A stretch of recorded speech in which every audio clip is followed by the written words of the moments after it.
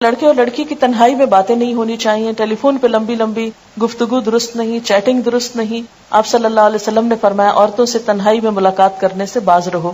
پھر اسی طرح ہاتھ ملانا یا خود انگوٹھی پہنانا، یہ باتیں بھی درست نہیں. نبی صلی اللہ علیہ وسلم کا ہاتھ کبھی کسی عورت سے نہیں چھوا تھا. پھر اسی طرح بن سنور کر لڑکے کے ساتھ باہر ڈرائیونگ پہ جانا یا سیر و تفریح کے لیے، یہ بھی درست نہیں. لڑکی کو دیکھ لینا چاہیے اگر لڑکے کی خواہش ہو، اور اس میں یہ ہے کہ تصویر بھی دکھائی جا سکتی ہے اور سامنے بھی دیکھا جا سکتا ہے. لیکن یہ ہے کہ اگر ممکن ہو تو پہلے سے دیکھ کر پھر پیغام بھیجا جائے، یا یہ کہ جب سب بات طے ہو جائے تو پھر آمنے سامنے لا کے دکھایا جا سکتا ہے. آپ صلی اللہ علیہ وسلم کو حضرت عائشہ کو دکھایا گیا تھا خواب میں. نبی صلی اللہ علیہ وسلم نے فرمایا کہ 4 چیزیں خوش قسمتی کی علامت ہے: نیک بیوی، کھلا گھر، نیک ہمسایہ، اچھی سواری.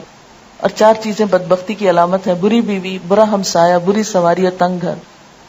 عورت سے 4 چیزوں کے پیش نظر نکاح کیا جاتا ہے: اس کے مال و دولت کی وجہ سے، حسب نسب کی وجہ سے، یا خوبصورتی کی وجہ سے، یا اس کی دینداری کی وجہ سے. اے انسان، تیرے ہاتھ خاک آلود ہوں، دیندار عورت سے نکاح کرنے میں کامیابی حاصل کرو. ہمیں سوچنا چاہیے کہ آخر اللہ کے رسول صلی اللہ علیہ وسلم نے دینداری ہی کو کیوں دیکھا اور کیوں معیار بنایا. آپ نے فرمایا مسلمانوں میں غریب لوگ مالداروں سے 500 سال پہلے بہشت میں جائیں گے. آپ نے فرمایا ہر امت کے لیے ایک فتنہ ہوتا ہے، میری امت کا فتنہ مال ہے. پھر یہ کہ اچھے ساتھی کے لیے دعا بھی کرنی چاہیے، استخارہ کرنا چاہیے، چھان بین یا معلومات لینی چاہیے.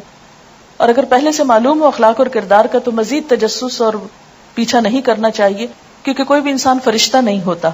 دنیا میں فرشتوں کی تلاش محال ہے.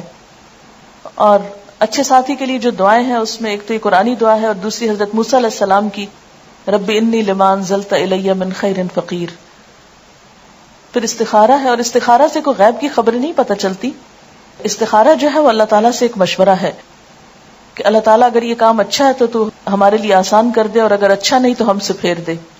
پھر اس میں یہ ہے کہ عموماً جب رشتے کیے جاتے ہیں تو لوگ بہت آرٹیفیشل باتیں کرتے ہیں، جھوٹ سے کام لیتے ہیں، یا یہ کہ لوگوں کے اندر بگاڑ پیدا کرتے ہیں، تو اس سے بھی بچنا چاہیے.